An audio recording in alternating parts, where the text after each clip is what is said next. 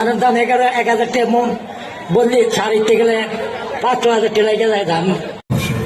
দেশের উন্নয়নে তাই তো নানা পরিকল্পনার মাঝে তারেক রহমান রাষ্ট্র সম্মানিত কৃষক ভাই বন্ধুরা একটা জোরে করতালি হয়ে যাক এই সুন্দর এবং প্রখ্যাত উপস্থাপিকা কি আসছেন আর তরুণদের আগামী দিনের ভবিষ্যৎ ইঞ্জিনিয়ার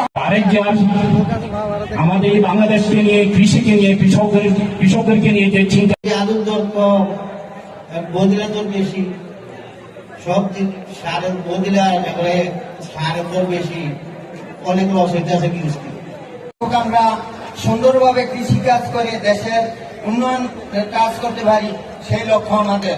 সারের দর কমাইলে ইনশাল্লাহ আমাদের আলু বীজের দর যদি আমরা সীমিত, এখন আলু দরই নাই, আমরা ৪,০০০ ৫,০০০ বস্তা আলু কিনে এখন আমার বেশি, তারপরে ওষুধের দাম বেশি, আলুর দাম কম, সবকিছুর দাম তো কম। আমরা তো মনে করি আমরা কিছু আমরা বদিলার দামও বেশি, সবটা বের করবো।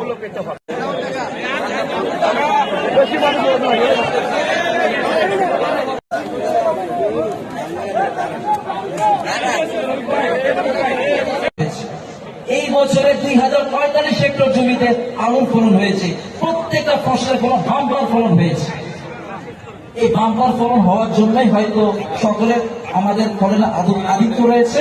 এই জন্য আপনাকে সার দেওয়া হবে, আপনাকে বীজ দেওয়া হবে, আপনাকে লোন দেওয়া হবে এবং আপনাদের উৎপাদিত পণ্য সরকার কিনে নিবে, আপনাদের কোনো লস হবে না।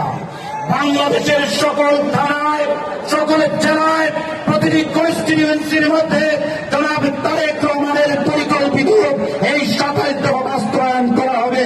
আমি চাই এই কঠোর মুখে আমরা যখন এই রূপরেখাটি দিয়েছি আপনাদের সহযোগিতা নিয়ে এই ভাইরা যে